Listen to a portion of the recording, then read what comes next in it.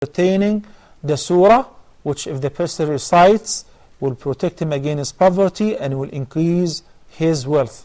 Yeah, we all know this surah since I was a child. We memorize this surah because the common athar or a statement which we used to think it's a hadith, but it is not a hadith. There are many fabricated statements pertaining the verses of the Quran. You know, some people fabricated verses for each surah of the Quran, like Nuh ibn Abi Maryam.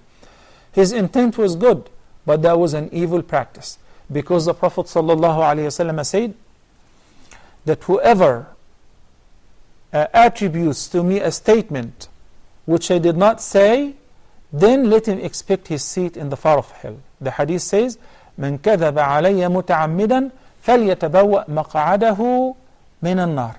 There are many means to acquire wealth and increase your provision, such as supplications to be recited in the morning and in the evening, constantly making istighfar, very oftenly sending the peace and the blessings upon the Prophet ﷺ, giving in a charity, and frequently asking Allah subhanahu wa ta'ala to bless you and increase your provision.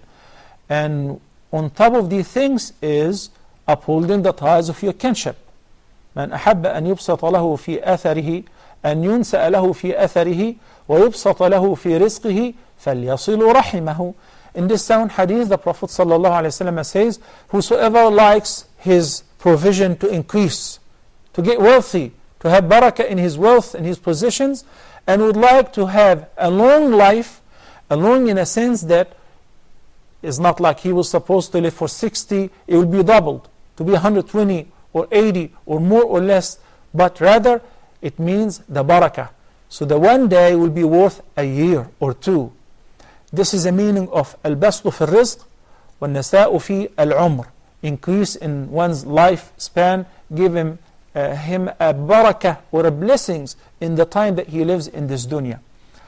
Let him uphold the ties of his kinship.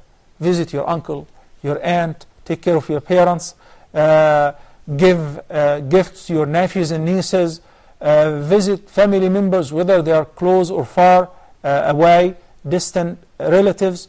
These are amongst the best means of increasing your provision.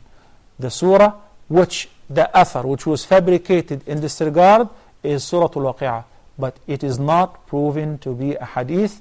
So that's why we do not recite it before going to sleep, believing that if you recite it, it will protect you against poverty, because there is no reference to that. Okay? But it is recommended to recite Surah Tabarak al-Mulk, of course, in the evening and prior to going to sleep.